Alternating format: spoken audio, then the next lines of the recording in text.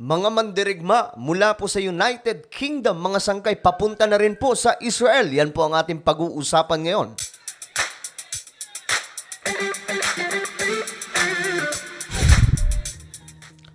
So halos ito po yung update ngayon sa mga balitaan itong gera doon po sa Israel. Though controlled naman na po mga sangkay ng Israel ang halos lahat. Hirap na po ngayon ng Hamas. Subalit mga sangkay, hindi po nagtatapos dyan. Marami pong mga kaalyadong bansa ng Israel ngayon, mga malalakas na bansa pa naman ito mga sangkay, ang hindi lamang nagpahayag ng tulong mga sangkay, kundi papupuntahin mismo nila sa Israel para po tingnan at makatulong mga sangkay, no? Anyway, bago po tayo magpatuloy, paki-subscribe po muna yung ating channel. Sa ibaba ng video na to, may makikita po kayong subscribe button. Pindutin nyo lamang po yan, tapos i-click nyo yung bell at i-click nyo po yung all. Ulitin ko, click the subscribe down below, click the bell, and click all. Napakadali lamang po yan, mga sangkay. At kung kayo ay nanonood sa Facebook, huwag nyo pong kalimutan na i-follow ang ating Facebook page. So, grabe yung nangyayari ngayon mga sangkay dito sa Israel. Talaga nga namang pumutok po ito sa buong mundo, no? Hindi na rin po nakapagtataka dahil nga po pag sinabing Israel, ito po yung sinasabi sa Biblia na bayan ng Diyos. No, dito po nagsimula halos lahat. Mga sangkay, ang istorya ng Islam, istorya ng Kristyanismo, mga sangkay halos doon po nabuo sa kanila.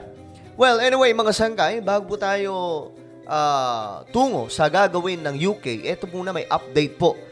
May isa pong Pilipino ang kumpirmado, pangatlo na po ito mga sangkay, na ayun na nga po ang ginawa sa kanya ng Hamas.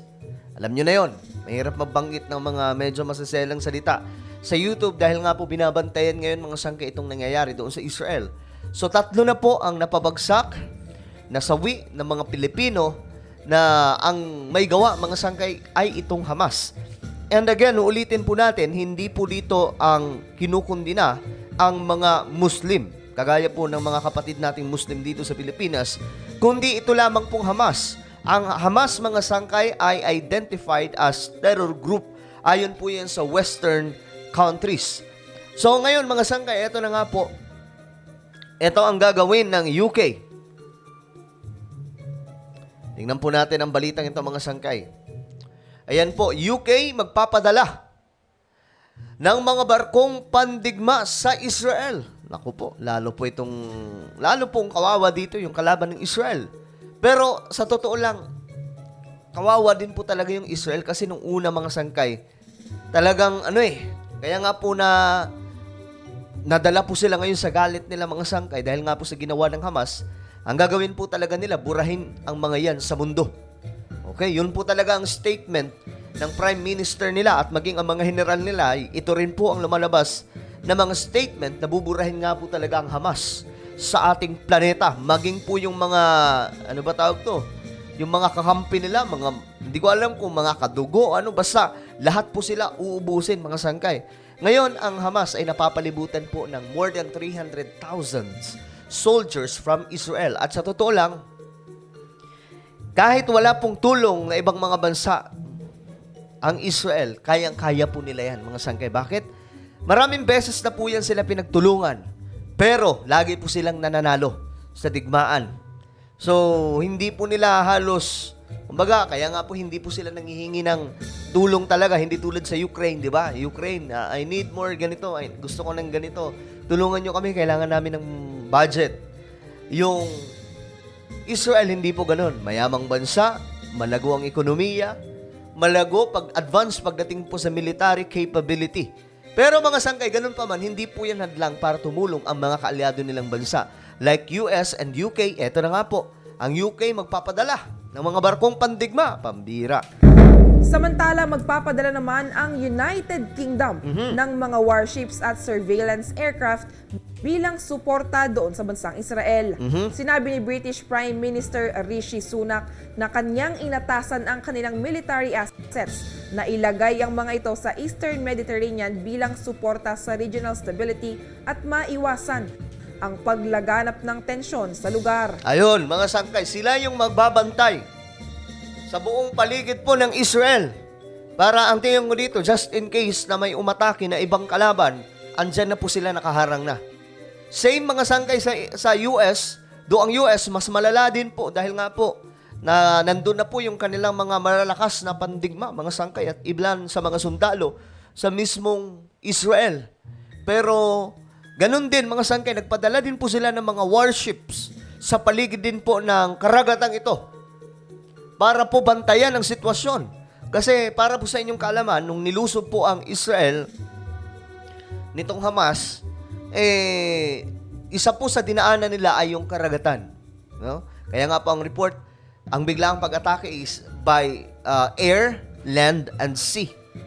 So, ganun po ang kanilang ginawa. Ngayon, mga sanggay, malabo na po sila makapasok dahil nga po, ito na nga po nakabantay o babakuran ng mga sanggay ng mga kaalyado nilang bansa at mas maninilikado po dito ang mga kakampi, no?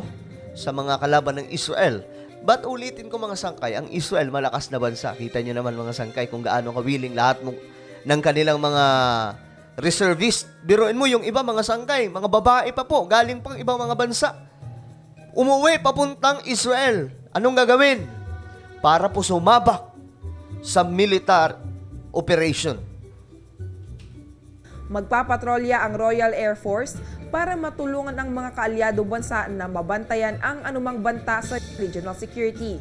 Nagbigay na rin ang Jordan ng halagang $4.3 million bilang donasyon sa United Nations Relief and Works Agency naman para sa Palestine refugees. Ayon nga sa nasabing ahensya, ang pondo ay malaking tulong sa sibilyan na nadadamay sa kaguluhan. Ito mo ang nangyayari mga sangkay? Itong ginawa ng Hamas, maraming natuloy ngayon ang nadadamay. Alam nyo, itong Israel kasi, ewan ko ba bakit hindi po sila nadadala? Lagi po yan pinapalibutan. Pero hindi po talaga magapi-gapi yan. Ngayon pa kaya na masyado na pong malago ang bansang ito? Diba? Patuloy din ang apela ng ahensya ng pagkain para sa mga sibilyan na kung saan sinisilbihan nila ang 1.4 milyong katao doon sa Gaza. Hindi naman bababa sa $104 million na tulong ang kailangan para sa naiipit sa Gaza Strip. Samantala, napilitan namang magkubli sa malapit na shelter si British Foreign Secretary James Cleverly habang nasa event dahil sa rocket attack. Okay, mga sangkay. So, magpapadala po ng worship ang UK. Lalo pong malulugmok po dito yung kanilang mga kalaban. Ang pagkakaalam ko nga mga sangkay, balak po ng Jordan, Syria, Lebanon. Itong mga to kasama po yung Iran. At eto, lulusubin po nila yung Israel. Pero wala naman po dapat ipangamba. Siguro ang mga Kristiyano, ipagdadasal na lang po ang Israel. Mga sangkay, marami po sa mga Christian ang magpapaabot ng kanilang pananalangin sa Israel dahil nga po sa banta na papalibutan umano ang Israel. Pero hindi po natatakot dito ang Israel dahil nga po sanay na po sila sa ganyan. Kumbaga kung noon hindi po nila nagawang magtagumpay, ngayon pa kaya ilang beses na po silang nananalo sa digmaan at ngayon mas advanced po ang kanilang mga kagamitang pandigma. Ngayon mga sangkay, next topic natin, pag-uusapan po natin, sino nga ba talaga yung utak nitong paglusob ng Hamas? Kasi ang Hamas, mga sangkay, wala po talaga silang kakayahan para gawin ito. Sabi pa po ng Israel, walang kakayahan ng Hamas para pumasok sa ganung klaseng digmaan. Dahil talagang lamang po yan sila. Pero ngayon, mga sangkay, nagkalakas loob, bigla pong umatake. Bakit? May nasa likod. Ang tanong dito, sino nga ba talaga ang mastermind? Sino nga ba ang utak? Noong una mga sangkay na pag-usapan natin na ang sinisisi ng iba ay si Biden, pero sa totoo lang mayroon po talaga. Mayroon pong nasa likod mga sangkay na hanggang ngayon pumapalakpak itong mga to. Pinapalakpakan po ang ginawa ng Hamas. Ngunit ang malaki po nilang pagkakamali mga sangkay, masyado po nilang hindi ba nila naisip na ang Israel ngayon malayo na po ang narating? Alam niyo yung buong area ng Israel na yan, mga sangkay, kasi yung sinasabing agawan po ng teritoryo na yan, alam mo, kung babasahin po talaga natin yung kasaysayan at maging sa kasaysayan ng Torah at Biblia, o maging po sa Quran ng mga Muslim, sinasabi po talaga doon na itong halos malawak po na area yan mga sangkay. Kasi yan po yung tinatawag na land of Canaan.